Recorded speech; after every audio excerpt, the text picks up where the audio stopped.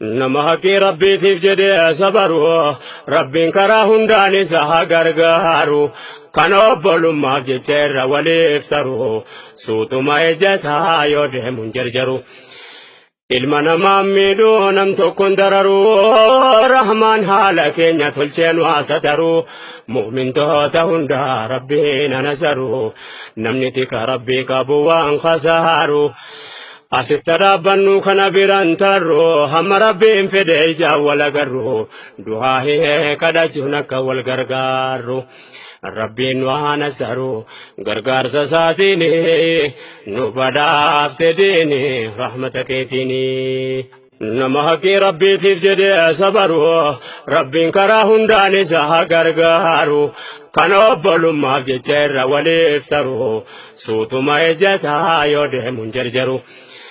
Ilma namaa miidhuu nam tokkoon dararu rahmaan haala keenya tolcheen waasa taru mu'mintoota hundaa rabbiin anasaru namni tika rabbii qabu waan khasaaru.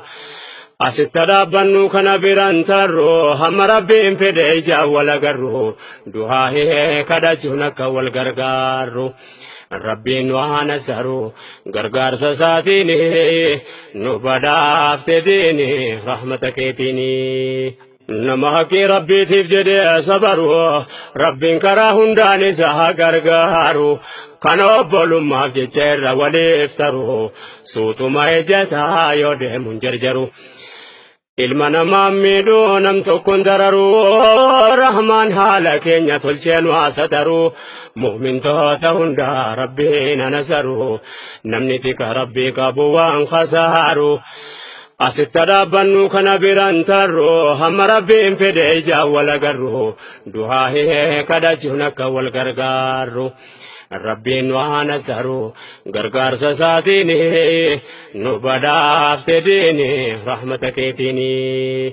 Nama haqqii rabbiitiif jedhee sabaru rabbiin karaa hundaan isa gargaaru kan obbolummaaf jecha irra waliif taru suutuma ejjataa yoo deemuun jarjaru. Ilma namaa miidhuu nam tokkoon dararu rahmaan haala keenya tolcheen waasa taru mu'mintoota hundaa rabbiin anasaru namni tika rabbii qabu waan khasaaru. Asitti dhaabbannu kana biraan tarru.